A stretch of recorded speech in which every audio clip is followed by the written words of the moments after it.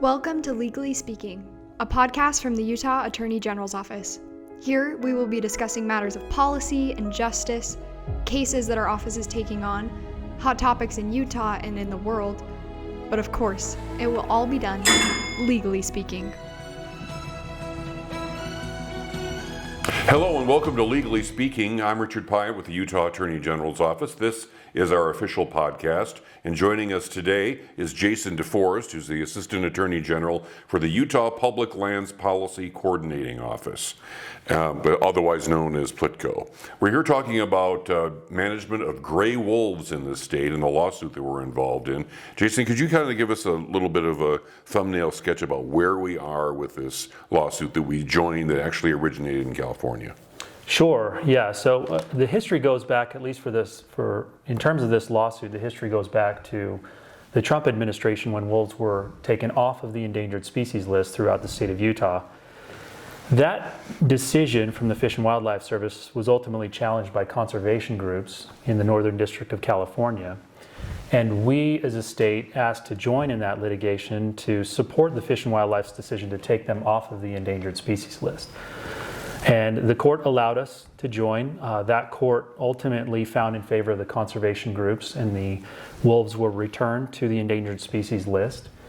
And then subsequently all defendants, including the Fish and Wildlife Service and ourselves, we appealed to the Ninth Circuit for that decision.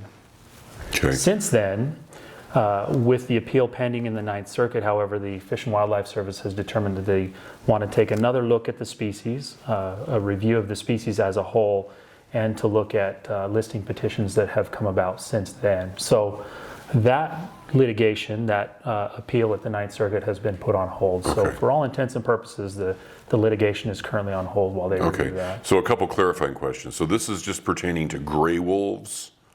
That's or is correct. It all wolves?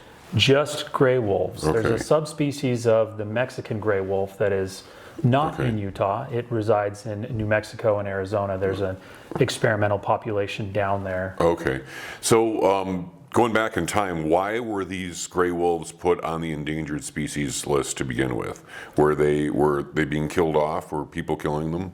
Yeah, the gray wolf has a lengthy history throughout the western United States, throughout the country as a whole. And they were essentially eradicated in the western states. And then in the early 90s, they were reintroduced into Yellowstone.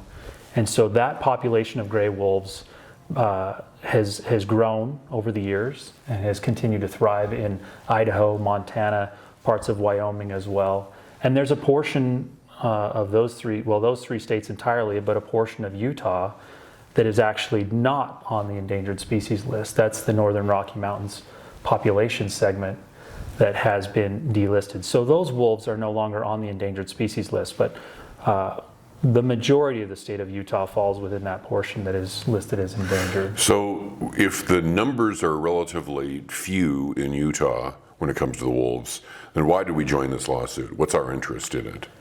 Our interest is ensuring the management of the wolves. So we don't necessarily want to keep wolves out of the state. That's not the prerogative. The issue is that they are an apex predator, and there are on-the-ground effects that we want to manage for, such as ungulate populations in the state of Utah, but also livestock throughout the state as well.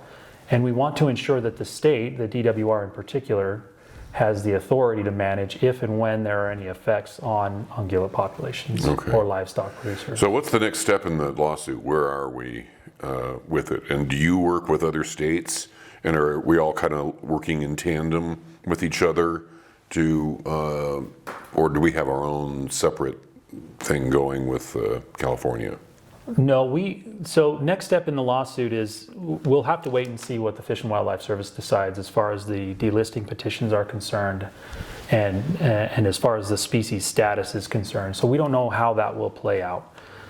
For now, that appeal is on hold for a year. So in 2024, the Ninth Circuit will revisit that lawsuit and consider whether or not the appeal should be reopened.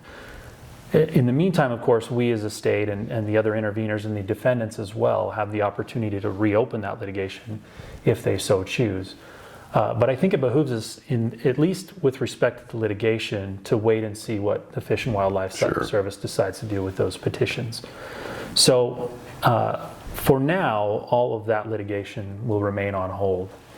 And we were the only state to intervene in that particular litigation. There are other issues throughout the country as well that we're not as directly involved in, but we are the only state intervener in that Ninth Circuit appeal. Is this lawsuit also sort of symbolic of the relationship that the various states have together? Because we share the surface area. I mean, we all appreciate the land, but there are definite boundaries in between them, and the wolves don't really care about that. So how we manage their travel and their breeding process kind of interfaces with our relationship with these other states in general, right? Yeah. So is this something that generates a lot of political action or interest as well? Yeah, most definitely. I mean, in terms of wildlife, I think wolves generate the most political interest throughout the West, but throughout the country as a whole. And each of the various states within the Western United States are all involved in this to some degree or another. Colorado, for instance, is working on plans to reintroduce wolves on the western slope of the Rockies, so very near Utah's eastern border. So, we're working with them to try to figure out how best we could manage for the effects that may come when and if those wolves are introduced. That there's a lot that remains to be seen for that. But certainly we work with them as partners. But in terms of wolves within the state, right, we maintain the authority over, say, our ungulate population and the management of those, as does Colorado, right? So that's where the interests are a bit different, where we'll look at wolves dispersing into the state, and of course we will have the sovereign authority over the ungulate population, and so we would want to manage wolves dispersing within our own state, if that makes sense. Where Colorado may manage them differently, we may say we have a disconnected elk population here that we want to be careful about allowing wolves into that population. And so, while it's the same generally, and of course we work with them in many ways as a neighboring state, specifically there are many differences on the ground. Is part of the concern of environmentalists when you say we're going to manage the wolves, how exactly are we managing them? Are we basically sending wildlife specialists out to hunt them down, or what is it? No. Are there other techniques to manage their population? No, and it's a good question, because the way the law is structured now, you have what's known as the Wolf Management Act in the state of Utah, and the Management Act dictates that if there's a wolf in an area of the state that's not listed on the Endangered Species Act, then the Division of Wildlife Services would work to ensure that it doesn't establish a pack. If there's a wolf in another area of the state that's actually on the endangered species list, then the state will reach out to the Fish and Wildlife Service and ask for some of the same considerations. And the reasoning for that is just as we've been talking about. Without management, the state can't control what effect these things have on livestock or ungulate populations throughout the state. Okay. When and if the wolves were taken off of the endangered species list, Utah has in place what's known as a wolf management plan. And this was what we presented to the Northern District of California, where we said, here is how we will conserve for wolves to the extent they disperse and establish within the state. This is our plan. And it allows for the establishment of 2 packs over the course of 2 years, at which point it would be reconsidered.